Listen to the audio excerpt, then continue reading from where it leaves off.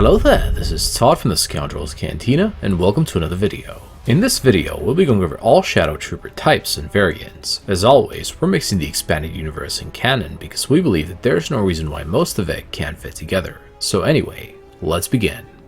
At number 1 are clone Shadow Troopers who were developed by Director Armand Issard of Republic Intelligence during the Clone Wars. They were created because the Advanced Recon Commando trooper numbers were dwindling. Issard created the clone Shadow Troopers as a reconnaissance unit that were expensive, modified, and very advanced armor. Due to their advanced armor, they could infiltrate enemy facilities with ease and gather information as the plates they wore could alter their appearance to some point. Their roles would change throughout the Clone Wars, and they would eventually be dispatched before large-scale invasions to install jamming devices in key cities and worlds, which would give their comrades a better chance at victory in upcoming battles. In 19 BBY, when General Grievous was discovered to be on Utapau, these clone Shadow Troopers were sent to place jammers there, which would allow Obi-Wan Kenobi and his 212th Attack Battalion to invade the planet without notice. Clone Shadow Troopers would serve the Galactic Empire when it replaced the Republic, and were sometimes seen working with Inquisitors. They would also become the models on which Storm Commandos and Shadow Stormtroopers were based on.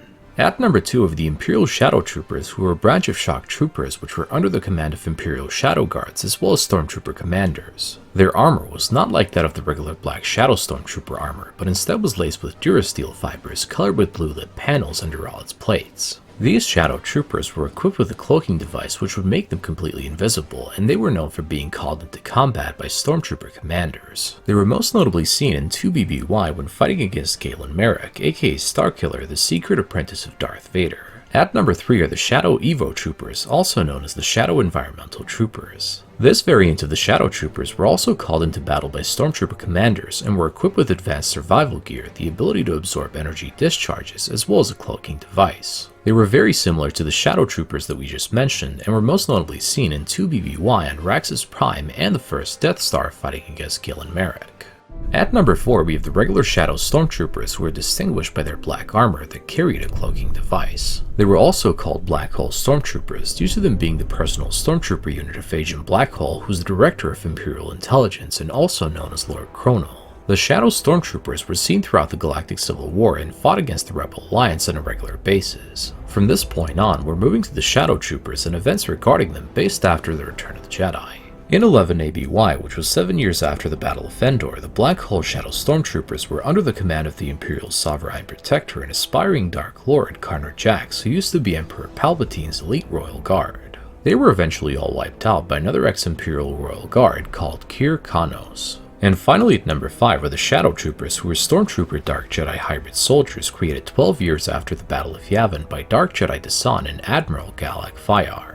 Desan used the powers of the Valley of the Jedi to imbue the Imperial Remnant Stormtroopers with the Force. His Shadow Troopers were armed with lightsabers powered by synthetic Sith crystals and were equipped with Cortosis armor, which made it highly lightsaber resistant, as well as a Force crystal in the chestplate of the armor which enhanced their Force powers. They were very skilled in lightsaber combat against Jedi and were extremely hard to defeat. The majority of Shadow Troopers were dispatched to Yavin 4 with Desan for the assault on Luke Skywalker's Jedi Praxium. Thanks to Jedi Knight and New Republic mercenary Kyle Katarn, all of the dispatched Shadow Troopers were either killed or taken into custody, and Desan was slain at Yavin 4's Force Nexus. Desan's Shadow Troopers were mostly experimented on Admiral Fayar's flagship, the Doomgiver, and after it was destroyed, their production halted for good. Now, just to briefly keep track of our headcanon in our videos, we don't consider the Force-sensitive Shadow Troopers as canon for ourselves because it's based after Return of the Jedi, which we consider to be the happy ending of the Star Wars story. This is just our personal opinion as well as preference, which is what headcanon is for, but nonetheless, we adore the story therefrom and the Jedi Knight, Jedi Outcast, and Jedi Academy games.